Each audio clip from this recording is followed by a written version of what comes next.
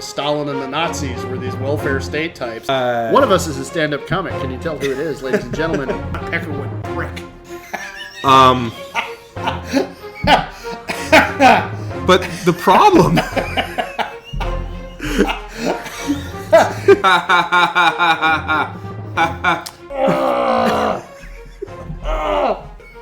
Oh my God, that's like, I could use that to teach the whole arc. Do we have any kind of archaeological evidence, any kind of other corroborating evidence?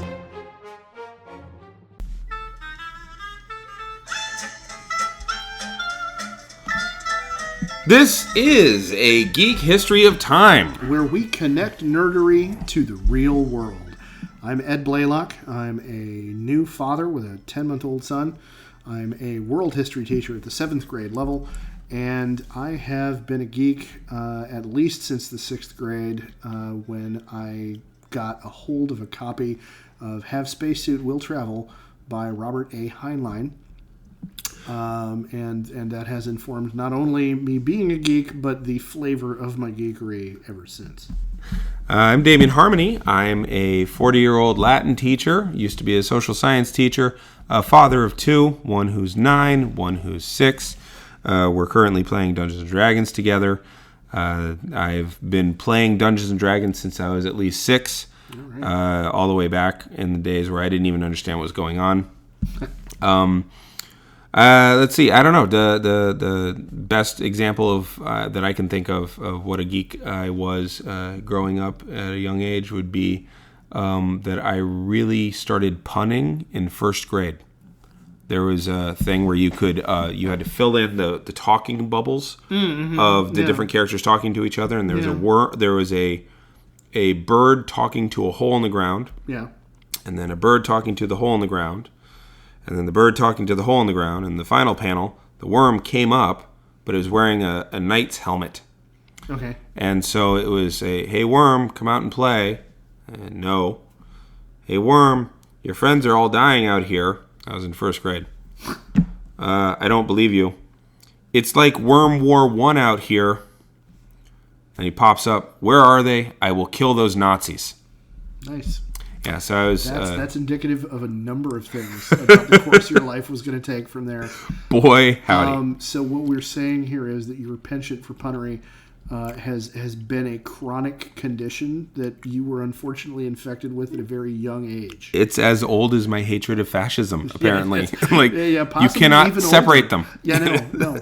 They're intertwined. And your puns kill Nazis, which... isn't surprising. These puns kill Nazis. Lots of other people. Oh my God, I am the Arlo Guthrie of punning. I feel... Or the Woody Guthrie of punning. I feel like I somehow ought to speak up in Woody Guthrie's defense after that kind of comparison. But yes. So, what would you say was your first exposure that you can remember to Japanese culture? Ooh.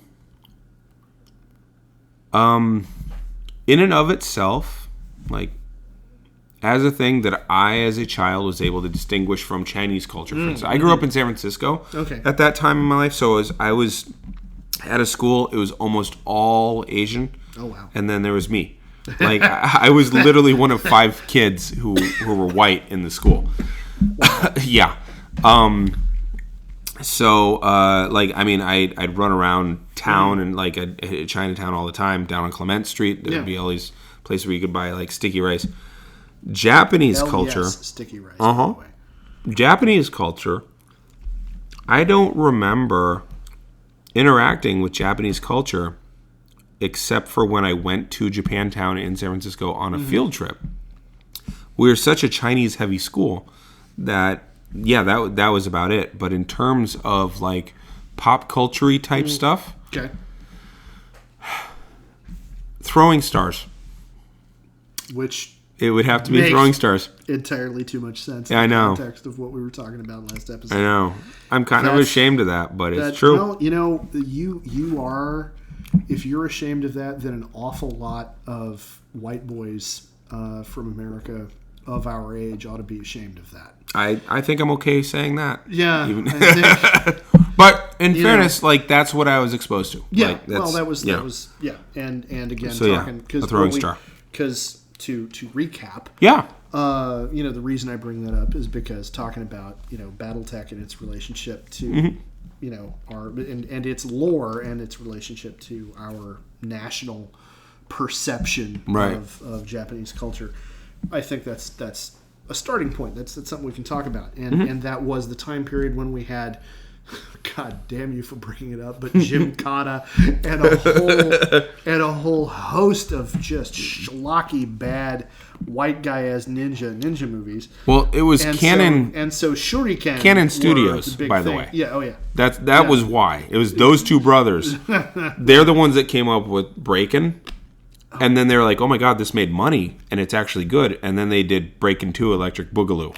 Nice. They were just flooding the market with shit movies. With crap. And every once in a while, something would actually hit. Yeah, well, you miss 100% of the shots you don't take. Right. And so they were just like, you know what? Throw everything at the wall. Nice. I like the Lee Harvey Oswald quote. That's good. Oh. Hey. Too soon. Too soon, dude. Too soon. So, but, we ended last time talking specifically about anime, which I actually have to say, I think my first exposure to Japanese culture struck like a ninja in the night in that I did not realize it was Japanese culture when I was exposed to it. Okay. In that, do you remember the Rankin Bass animated version of The Hobbit or The Return of the King? Is that the one that's rotoscoped? No, that's Ralph Bakshi. Oh, no, I do remember this. It was anime style. Yeah. Yes. That was... It was creepy. It was. Anime always creeps me out. Okay. It always has. It's the big eyes. It is. Proportions. Am I watching lemurs? What's going on? The style. Some of the stylistic conventions are off-putting to those of us who are more versed in other styles. That's very generous to say. I think it's a fair way to say it. Yeah. I do remember that. Having too much cultural chauvinism involved. Yeah. But the thing is, if you look at the credits, and this even struck me when I was 7 or however old I was when I saw it. If you look at the credits, all the names at the end of it are Japanese names. All of the animators, all of the main artists, and it's because Rankin Bass got a hold of the rights to the show, and they said, okay, what are we going to do? We're gonna make a cartoon. Okay, how can we farm this out? And because we're a production company, we're not actually an animation company. What are we gonna do? And they farmed it out to a Japanese animation studio, and they sent them the script. And the animators did what they did, and they sent it back, and they got John Huston to voice act for Gandalf. Which, by the way, if anybody could voice act that character, I don't think you could do better than John Huston as somebody embodying the voice without being the actual physical presence on camera. I really don't think you could outdo him ever. And so, anime was something that I got exposed to through this kind of sub rosa. I wasn't really aware. I just knew it looked really different from the other cartoons. It was like an animated judo. Yeah, nice. Yeah, it took my own preconceptions and flung me with them. Right. And so, and then when I got a little older, I saw the Transformers. And I saw Transor Z, but that wasn't one that really struck me. But Voltron, yeah, which was itself a redub. It was, we're going to take the actual all the animation, all the scripts, all that stuff. We're going to take it over here. We're going to cut a few things out, because there are places where the princess gets naked in the original series, and we can't show that to kids in the United States. Sure. And we're gonna downplay some of the blood and violence, because we can't show that to kids in the United States. Even though we're more okay showing that to kids in the United States than bare boobs, but and so we're gonna tone it down a little bit, kidify it somewhat, but then we're gonna take it and throw it out there, and kids are gonna lap it up, and I did. And then Robotech which I never got on board for. Really? I really didn't. Yeah, again, anime, like, the style pulled me out. It really was. The style like, is the hair. Yeah, the hair, well, among other things, the big thing. For me, Rick Hunter's hair was like, how do you do that? Yeah. Like, you're wearing a helmet because my dad was a pilot, right? My dad was a naval aviator. He came home having worn a helmet for 8 hours or more, and his hair never stood up like that. He'd been wearing a helmet for that long. How do you do that? So I think what got me about it, to be honest, the lack of nose. Yeah, depending on the angle. Yeah, and it was the facial features. Yeah, the visual conventions of the form. Right. With the nose being just everything's small, so round. Yeah. On the face, and because I remember thinking, watching G.I. Joe, well, these eyes make a lot more sense to me, and they're more rectangular. Yeah. I know.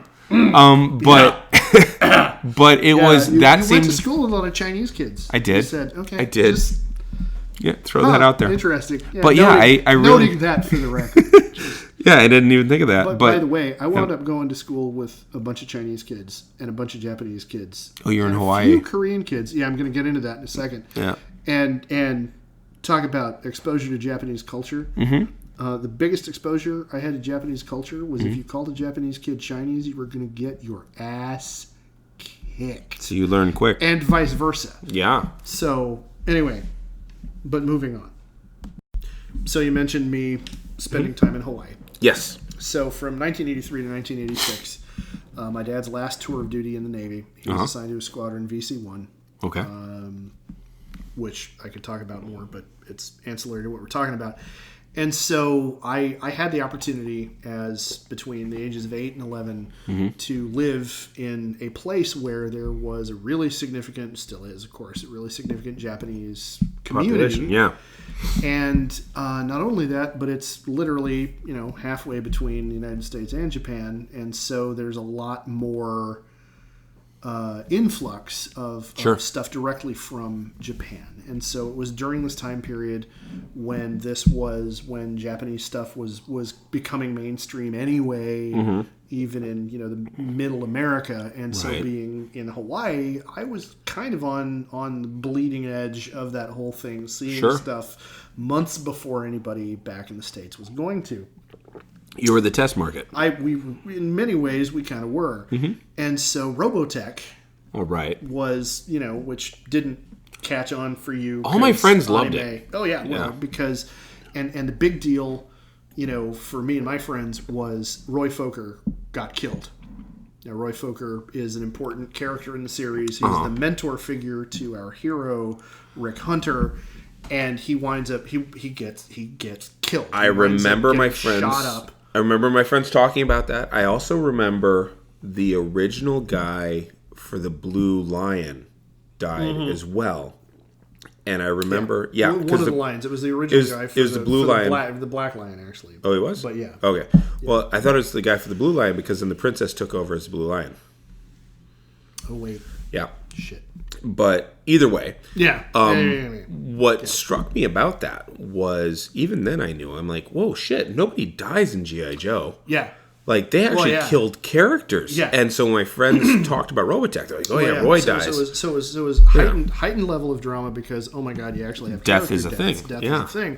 And in the case of Roy Fokker, it was a huge big deal at the time in American media that when Roy Fokker died, the storyline was, he goes out and he gets into a dogfight with an alien invasion ace, and he's our human ace.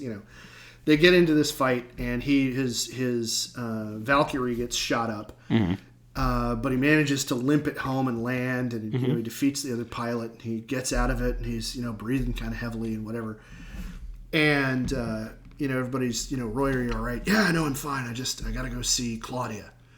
Claudia's his love interest, his girlfriend. Also notable in that this was a Japanese series. Roy Fokker, of course, is German. Blonde hair, blue eyes, Aryan ideal. His girlfriend, Claudia, is African American. Oh. Which was the first time that was portrayed as a relationship thing. And of course, it was like, well, no, that's his girlfriend. That's like whatever. And Right. it wasn't even. I mean, it was remarkably progressive for the time, but it wasn't even anything. It was just like it was background noise. Yeah, and they weren't pointing it out, going, Yeah, they "Look weren't how like, woke hey, we hey, are." hey, yeah, right. Well, because they really weren't. Because in the original, the original series is full of all kinds of negative racial stereotypes. Because the Japanese are just as racist as anybody else, and in some cases more so. Being on an island. But yeah, but anyway, Fokker leaves and goes to Claudia's apartment and sees her, gets through the front door. She says, "Hey, wait a minute, I got to go into the other room." She leaves. And hears a thud, and she comes running into the room to find him lying on the floor with the back of his uniform soaked in blood. Oh. And he'd been hit by, cannon rounds or whatever. Right. And they then cut back to the technicians working on his Valkyrie, his giant robot spaceship, and they see that there were places where his armored cockpit seat had been punctured. Right. And they immediately go, "Oh my God, we gotta find him," and he's already dead. And it was, oh wow, it was this it was a hugely shocking moment. It was this gigantic, for an 8-year-old, 9-year-old at the time, who was used to American cartoon fare. That was huge. Yeah. And the fact that they actually showed the back of his uniform, because he changed out of his flight suit. It was his uniform jacket, so you didn't actually see holes in it, but it was soaked in blood. You didn't see blood in the cartoons, right? Like nobody bled, right? Like oh my God, that just didn't happen. And that's carryover from anime, which was never saddled with the idea that comic books are for kids and cartoons are for children. And so that was, to a Japanese audience, that was like, well, no, he died the way the samurai hero does. When it's the mentor figure, that's the trope. That's right, yeah. But it was revolutionary being brought over into the context of what we were seeing over here. And so, that was an example of the kind of eye-opening experience I had as a kid seeing all this stuff for the first time. And, we talked about crummy ninja movies that were being made by Canon Studios here in the States. Yep. And also Gymkata. Yeah. The skill of gymnastics. God. The kill of karate. Oh. Ow. That just hurts. Just hearing that just hurts. So, it's such a goddamn crappy movie. My God. Anyway... So we talk about, the schlock that was being put out, in terms of it's a ninja movie. We're going to make money on this, right. Here in the States. And the thing is, I was at that time seeing not just Americanized Japanese media, right? But if you clicked the dial on the turn crank cable box on top of our TV set, I don't remember what channel number it was, but we were getting stuff that was coming directly out of NHK studios in Japan. So I was not only seeing anime that had been redubbed and repackaged for an American audience, I had the mind-warping experience as a 9-year-old of actually seeing Japanese-made samurai movies, Japanese-made ninja movies, and there was a series that sticks with me to this day. While I was researching for these episodes, I wanted to try to find it because while we had The Master being made here in the United States, which was just complete schlock, and they had to have a comedy sidekick and all this stuff, there was a ninja series that was more of a murderous soap opera. That I wound up. Because my dad was probably less vigilant about what it was I was being allowed to see at age 9 or 10 than maybe he should have been, because he wanted to watch it. And what I remember about it was there was a male protagonist, a female protagonist. They were both ninja. And it wasn't. It was a relative. Each episode was relatively long compared to American TV drama, and they weren't always working together. But they weren't always working against each other. It was. I mean, this is my recollection. 35 years later, but I remember vividly that the female protagonist's signature move was when she had gotten her victim into a position of helplessness, one way or the other. She had a cord that she wore around her neck that she would take off, and she'd wrap around her victim's neck, and then she'd take one of her hair needles out of her hairdo and thrust that through his neck, through the neck, and that was her signature move. And there was more nudity than I probably should have been seeing as a 9-year-old. That was probably part of the reason my dad liked it as much as he did. You know, and so, you know, this level of fascination that our culture had as a whole, I really was the microcosm of. You know, because I really, you know, early adopter. I really was, and in another timeline, I turned into one of those guys who gets denigrated as being a weeaboo online, you know, because I was looking at this stuff, and it was eye opening, it was amazing, and it was shocking, and it was, you know, all this stuff, and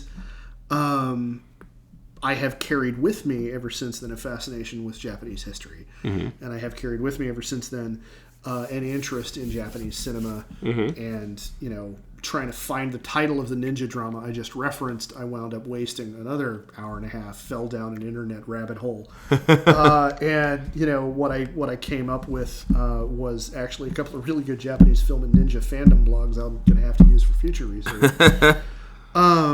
But what's interesting, getting all of this back to what we're here to talk about, Battletech itself is an Americanization of the Japanese-developed giant robot genre. Okay. Transformers is an Americanization of the giant robot genre. Right. Obviously, Voltron, which started out as a Japanese series, is an Americanization of this whole...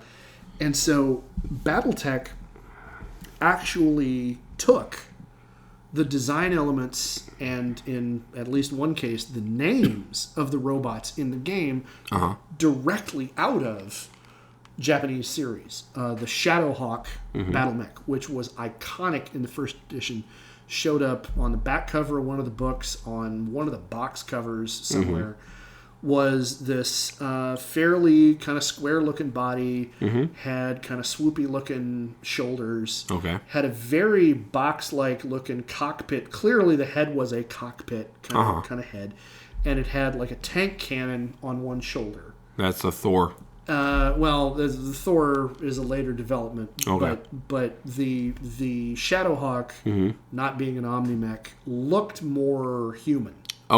Had its body had a more human set of proportions, and it had, you know, a laser on one arm that had fins on it, swoopy, you know, Japanese animation kind of details on it. And so that, for example, was taken straight out of, like, lifted completely whole cloth from a Japanese series called Fang of the Sun Dogram. Which, doing a little research about that series, it's a remarkably gritty, you know, semi-post-apocalyptic, you know, all the themes that we've talked about as far as what's in Battletech. Fang of the Sun Dogram does that, and it talks about war in a way that American cartoons never would. You know, it's part of the subgenre called Real Robot.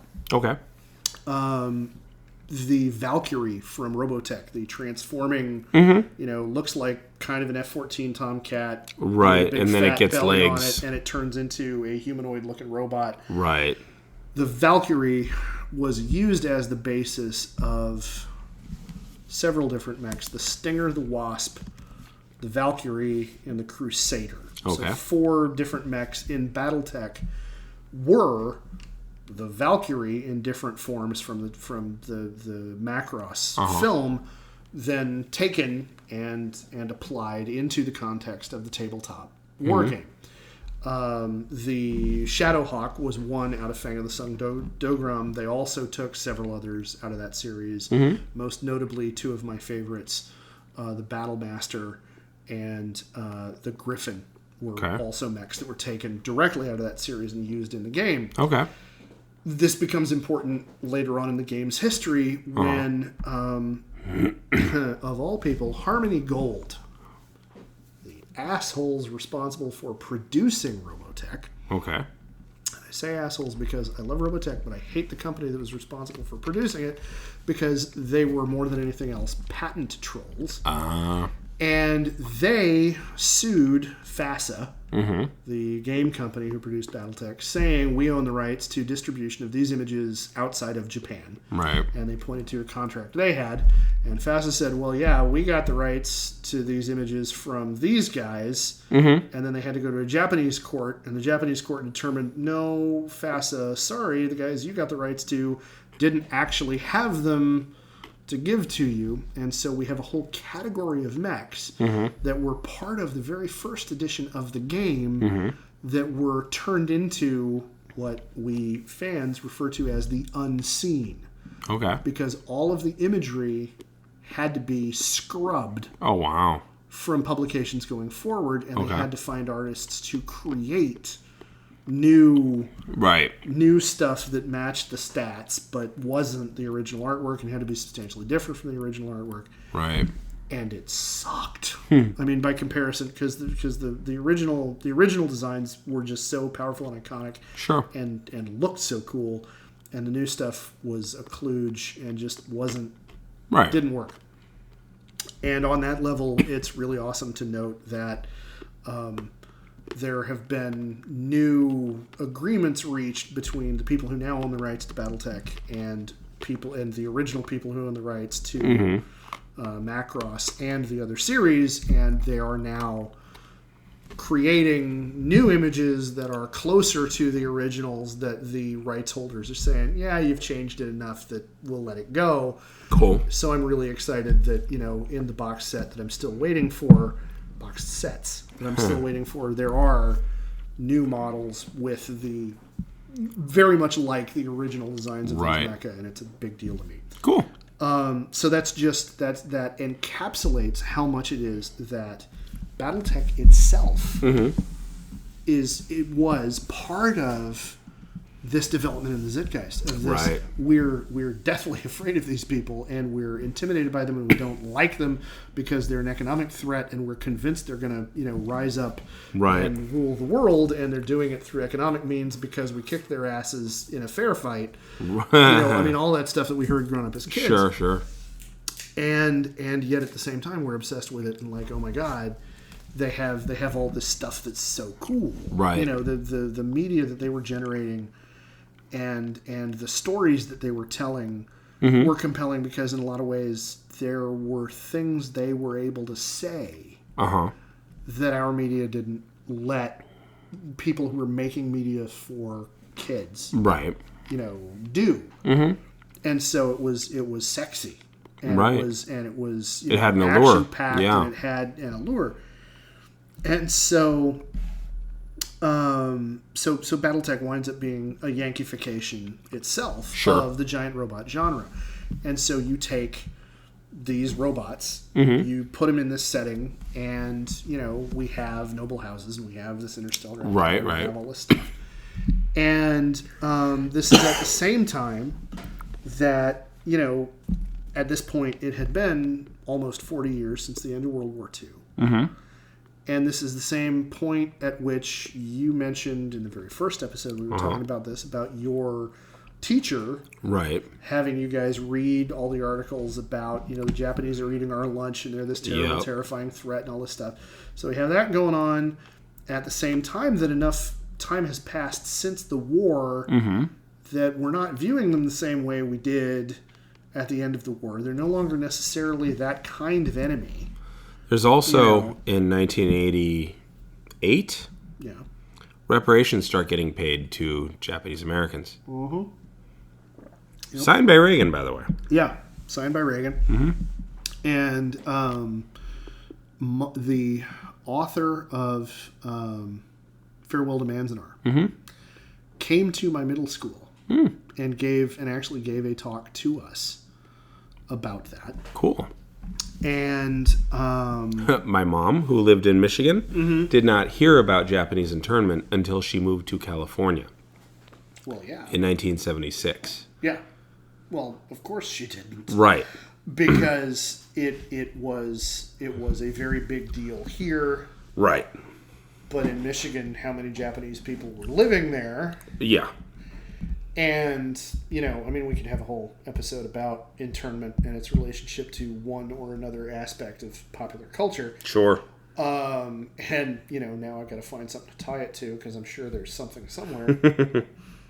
Because that's a story that needs to be related. Oh, yeah. But when she spoke to us, I brought up reparations. I said, so, what do you think about, President Reagan signing this thing saying that there's going to be, money paid out. We're sorry, and here's $20,000. Yeah, and here's $20,000. She handled my very smug child of Reagan Republicans question with, I think, more wisdom, understanding, and patience than I deserved.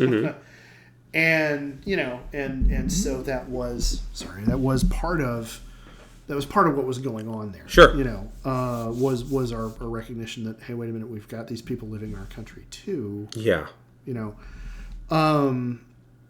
And so there's really almost no way when you take all of that into account and you take into account what Battletech was and where Battletech came from. It's almost impossible to imagine that there would be any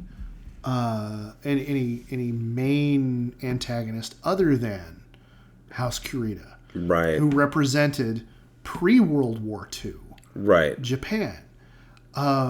It's interesting to note that for me, looking at the Battletech materials when I was in middle school, when I was 12, 13, looking at them going, have I got, $20 to spend on, these source books and this stuff and whatever, and what am I going to spend it on? Which the answer always was D&D at that phase. But, I read through all of them in the game store obsessively. But, you think about it. The parallel that I always drew as a 12-year-old wasn't to anything in current culture. I looked at it, and I saw it looking back on what I knew about World War II. Makes sense. And it didn't occur to me at the time that Steiner wasn't a totalitarian state. And it didn't occur to me at the time that Lao was clearly a Sino-Soviet thing. Right. I saw World War... I saw the British Empire. Yeah. And I saw Germans. I didn't really know enough to know the nuances of what that was historically as far as what they were emulating there.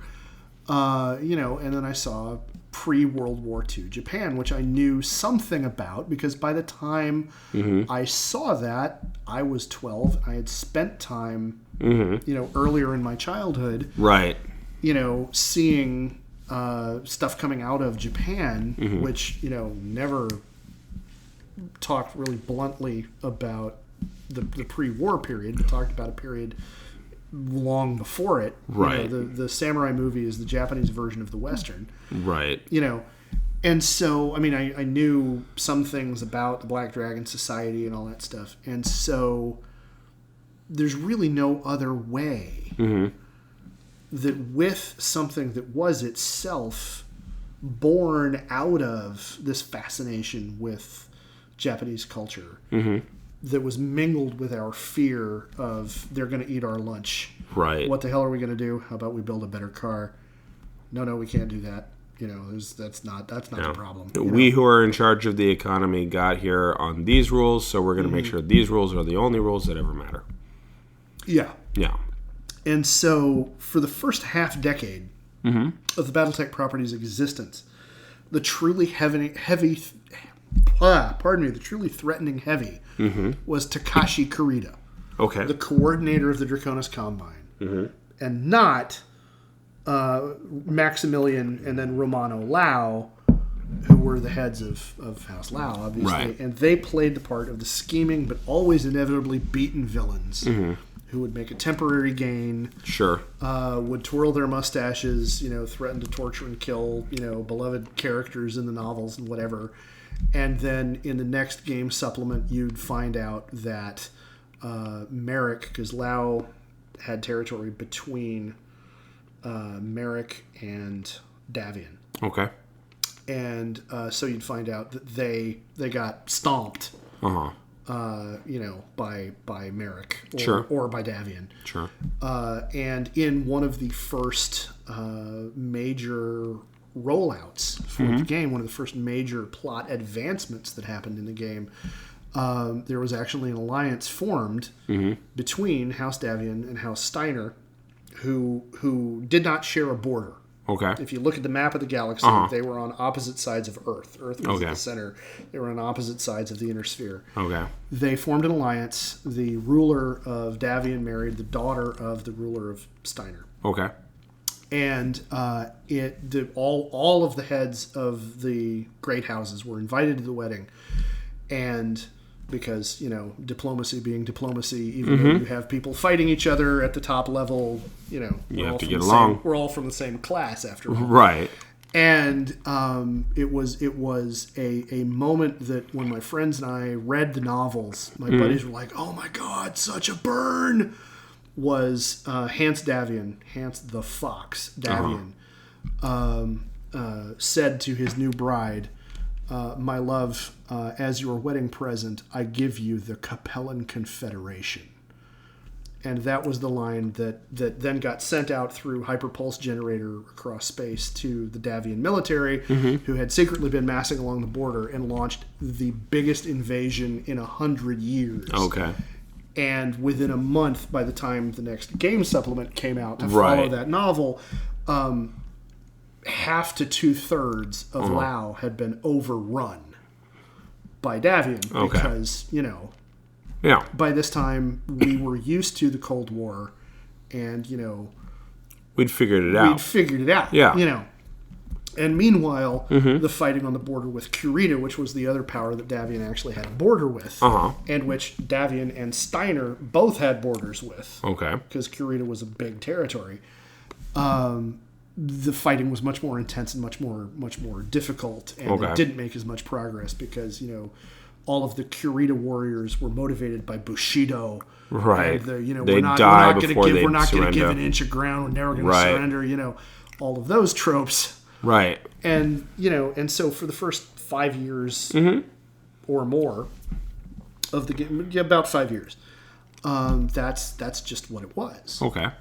And so, it was only in a conversation with a friend of mine earlier this year and tail end of last year that I finally really made the connection that led to me thinking of this being something to talk about here. Sure.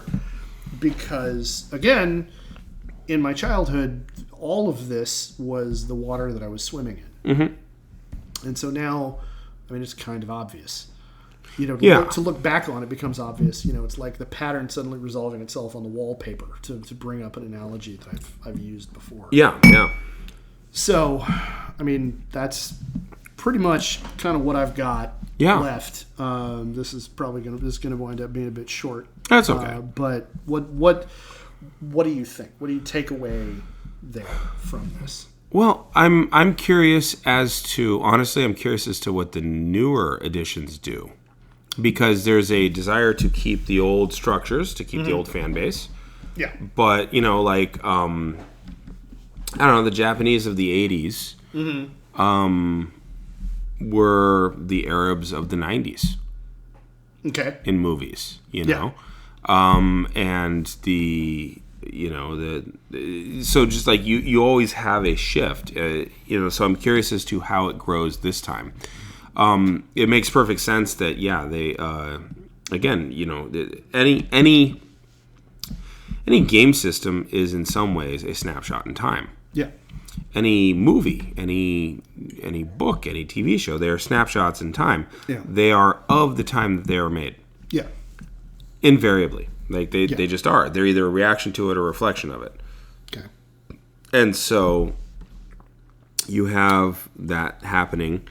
And at that point, the Soviet Union was on its way down. We didn't see that. No, we didn't. The fall of the Soviet Union was a shock to the CIA that was there. It was a huge surprise, to everybody. But at the same time, their threat... Except the Soviets. Yeah. The only people who weren't surprised were the Soviets themselves. But their threat profile, if you will, was certainly on the way down because of the Helsinki Accords, because of the not just treaties, detente, reductions, and the actual moves. And China as a threat was less of an issue because they were starting to realize. Well, I mean, Mao had died in '75, I want to say, and they were wanting to be economic players in the world. Deng had taken over. They wanted to be economic players. It is glorious also to get rich. Yeah. So it makes sense that the Japanese, on the other hand, because the one way that because nobody could challenge America's military might. No. Economically, we were still vulnerable, and that had been shown as early as '73. Yeah. Which, interestingly, also is after we've been in Vietnam for 8 years. Yeah. Turns out that's very costly. So. Yeah. Remarkable how expensive a foreign war of attrition against a Fabian opponent can be. Yeah. Very well put. Well, and I can kind of tell you. Mm-hmm. I can tell you where they went, and it's interesting because it also ties into our perceptions of the Soviet Union. Okay. So here's the thing: we have House Lau, right? Okay. House Lau, as I've set this whole thing up this whole time, and here's where I flip you. They are the Sino-Soviet alliance. And there they also ran into the punching bag. Right. So in 1989, a new trilogy of novels gets released called The Blood of Kerensky. Okay. Now, you remember we mentioned the name Kerensky. He went off. He disappeared. Took all the armies. Into the depths of space outside of the inner sphere. Right. Well, he came back. Oh, good. Well, actually, he didn't come back because it had been several hundred years. He was long dead. But while he had been gone, he had established an entirely new society. Okay. With the warriors in that society at the top of the pecking order. And everybody else in a very centrally controlled, very socialist kind of social order. And in which individuals, in order to build their population after a couple of generations of living in difficult conditions on barely habitable planets, right? They started actually combining genetic material from people and having babies born in iron wombs. Wow. Because this is science fiction, we can do this. Right. And so the members of the elite warrior caste of the society look down on anybody who is a freeborn, whose parents just, did it and didn't have any planning behind, because those who were born out of an iron womb, they were planned. Right. And then they were raised in a sibling cohort. Okay. With a number of other, other pod. Folks. And they lived their entire youth constantly being trained and tested. And if you don't pass the tests, you fall out of the warrior caste into another caste. You get directed into another part of society where we determine what your strengths are, and we push you in that direction to forward the interests of the clan. So there is real clans, well, sort of. Yeah. Except think about what our perceptions were and what we got taught about what it was like to grow up in the Soviet Union. Yeah, that's a good point. And then all of a sudden they showed up in the inner sphere with tech that was, 500 years, 300 years ago was the most advanced thing anybody had ever had. And then instead of falling into a dark age, they had been building on it and developing it ever since. Right. And so they showed up with Omnimex, your Thor, the Vulture, the Loki. Oh wow! Okay, Those are the Mad Cat. Those and the Sunder and the Avatar. Those are the product of clan technology, and so they show up and they beat the crap out of everybody they run into. And it turns out after initial contact, what everybody figures out is their goal is they're going to reconquer Earth, and they're going to bring everybody into a new Star League, following the socialist, collectivist, heavily controlled from the top down, authoritarian model of the Klan's society. So that was in 89 when that was this in trilogy 89. gets released. That was Okay. in 89. And here's the thing. Mm-hmm. The parallel I want to make here is they show up, they have this society where, the individual gets directed all their lives into the direction they want to go. Uh-huh. They are able to, if they excel enough, if they are, if they are excellent enough, they can, if you're born not into the warrior caste, you can test into the warrior caste. If you're good enough and determined enough, you train hard enough, you can do it. But if you're a warrior, the biggest thing you can do is earn yourself a blood name. Okay. You have to be genetically descended from somebody, and you have to then, there's only a certain number of people who are allowed to carry the honorific of a given last name. Is there a book titled Blood Names? Yes. I remember selling that. Yes. And so as a clan warrior, Uh-huh. the most prized blood name, which belonged to Clan Wolf, was Kerensky. Okay. And thus Blood of Kerensky being the title of the first trilogy of the novels. Now, of course, Kerensky was a Russian general, Yeah. at the dawn of the Soviet Union. Yeah. And so the House Lao, the Capellan Confederation, Uh-huh. was a cartoonified, we kind of knew that the Soviet Union was on the way down. Right. Subconsciously, we kind of knew, even though it shocked us when the system fell apart. Sure. But, we had started to not see them as that much of a threat. But at the same time, we still had this underlying fear of, they'll be back. What the hell are they going to Yeah. do? They might be back. Oh, God. And so then the clans Right. were the Soviet Union we feared. And what's interesting that I kind of want to point out is under Reagan, the Defense Intelligence Agency, the DIA, published a series of books for several years running that was Soviet military power. You familiar with this?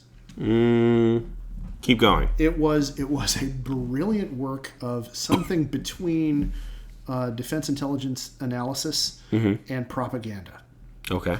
Where they would take actual numbers of, the Soviets have, they'd have a section that they would cooked be the books on like tank power. Well, right. Here's the deal. It's more subtle than cooking the books. They didn't actually lie about the numbers.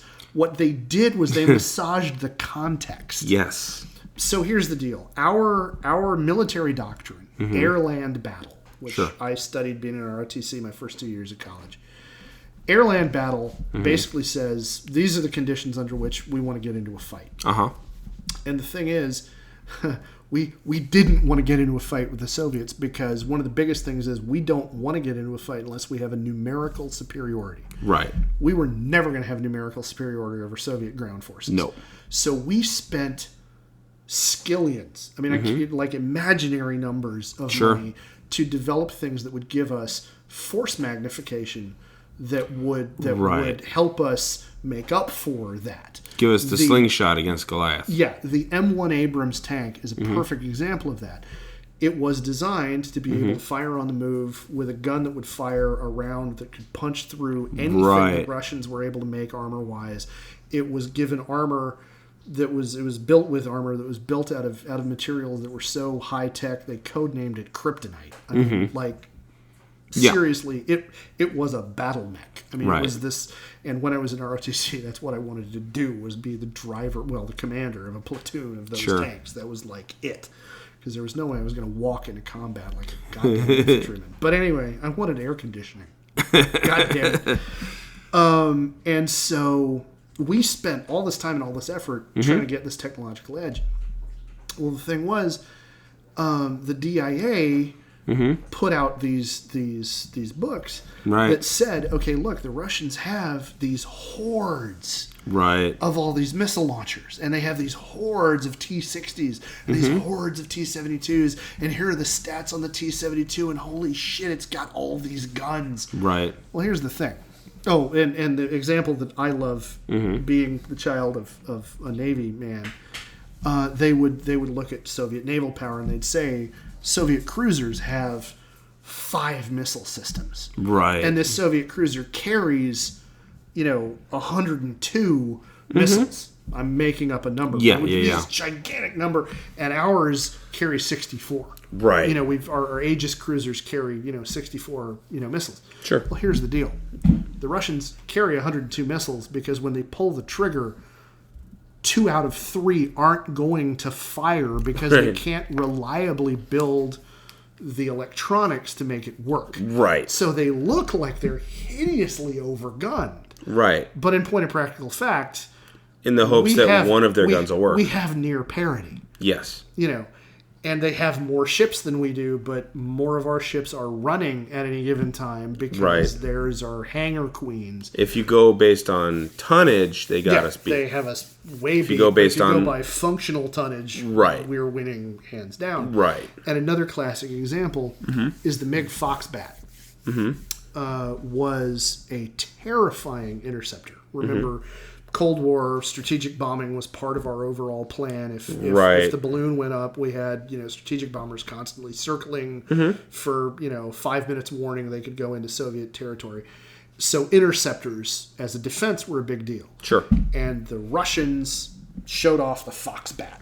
And it was this big, long-looking, huge engines on it, swept variable wing geometry, and it looked like everything we were able to build. Right. And it could hit, we knew it could hit like Mach 4, Mach 5. Super fast. Yeah, amazingly fast. And so for the first couple of years it existed, for the first 5 or 6 years it existed, we were terrified of it. Sure. Until a Soviet pilot defected with one. He landed it in Japan. Oh. And our technicians took it apart. And they found out that all of its electronics, this is in the 1970s, were still using vacuum tubes. So not transistors. Not transistors. Right. And by that time, the very first microchips were a thing. Right. And we were using them like everywhere because, oh my God, miniaturization, cutting down weight, all that stuff, especially in aviation. But no, they didn't even have transistors yet. Their radar systems weighed 8 times what ours did. Okay. And their resolution was not anywhere near what ours was. Sure. They never managed to figure out how to build a jet engine that didn't smoke enough that a blind man could see.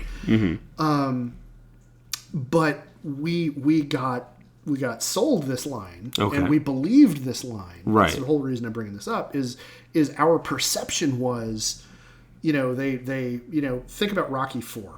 Right. Ivan Drago. Yeah. Right? Genetically engineered, super boxer. If he dies, he dies. That was part of our perception of the Soviet Union, of Soviet communism. Communism, which wasn't really, but, and so that's what they did. Was, in the end, it still wound up becoming the Soviets, but it wasn't the real Soviets. It was what the Soviets we were afraid of. Right. Was the Soviets of our nightmares. Of our nightmares. So here we are. It's almost 2019. Yeah. By the time this launches, it's going to be 2020. With the speed with which we're putting them out, probably. But either way, who's the bad guy now? Is it some sort of zealous religious order, or is it? Actually, yes. It's the word of Blake. Okay. The pseudo-religious tech priests. Who maintained the Interstellar Communications Network, wound up instigating within their own ranks. There was a coup by a group of real religious zealots who wound up plunging the whole galaxy into darkness by shutting down all the HPG generators, which is how messages get sent between planets at faster than the speed of light. And so that led to widespread anarchy, bloodshed, and the Sword of Blake. Blake being the prophet of Comstar, having then seized power. So yes, as a matter of fact, for a moment I was going to say, well, no, it's a little bit more, and then no, you're pretty much spot on. Okay, so my prediction is that we're going to see the Damian house crumble from within having listened too much to a horrible populist leader that excites the worst instincts in all Clan Davian people. We can hope. Yeah. That's not...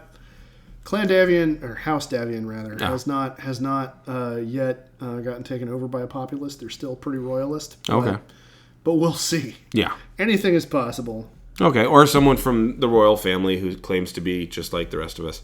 Yeah. But Oh, yeah. Yeah, and then all the colors will change to orange. And then so that would be my prediction. Weird, rotten, kumquat kind of orange. Weird, bizarre. Smell like a jackfruit. Mm-hmm. So, well, cool. Okay. I guess my last question would be this. Yeah. How the hell did any of that jibe with what I sold people at Virtual World? And what I mean by that is, was what I was doing at Virtual World, and you played there as well, was what we had at Virtual World in any way supposed to be connected to the fiction of the thing, or is it just we can market it, we can have people play this way, it's an early LAN party kind of thing, and that's it. Pretty much. Okay. It's the second one more than anything else. Okay. The brilliance of going to play at Virtual World was you had all of that stuff, like you knew all of that stuff in the background. You knew about the clan invasion. Uh-huh. You knew that the mech you were climbing into was the absolute bleeding edge of battle mech technology. Oh, okay. And you knew all of that, and it was okay. Well, we're wearing these colors, they're wearing these colors. Fight, and right. we go back to the very beginning box set. And this is all a rationale to have your toy soldiers shoot each other. Sure. So yeah, there wasn't really the experience at Virtual World had the advantage of all of that backstory being there, but you didn't have to carry that around at all on your shoulders as a thing. Okay. Well, cool. Yeah. All right. Well, thank you. Actually, I did have one other question. Okay. What? There was a role-playing game that came out called Mech Warrior. That was another one. Okay. Mechton Zeta. Oh, okay. When I talk about the giant robot genre, I can talk about Mechton and Mechton Zeta, because Mechton Zeta and Mechton 2, which came before it, which I played all of them a lot, were much more closely tied to the original anime roots of the giant robot genre. Oh, okay. They're much more tied to Mobile Suit Gundam. Okay. And Super Dimensional Fortress Macross, and those elements of the genre than to this Yankee-fied Western kind of thing. Okay. So everything about that system is much more anime. Okay. Whereas Mech Warrior is a role-playing game where eventually at some point you climb into a mech and shoot at other giant robots. Mechton Zeta is no, the giant robot is the whole point. Your character outside of that is just Yeah. Okay, cool. All right, well, thank you for Geek History of Time. I am Damian Harmony. And I'm Ed Blaylock, and here's hoping that every one of your internal hits generates a critical.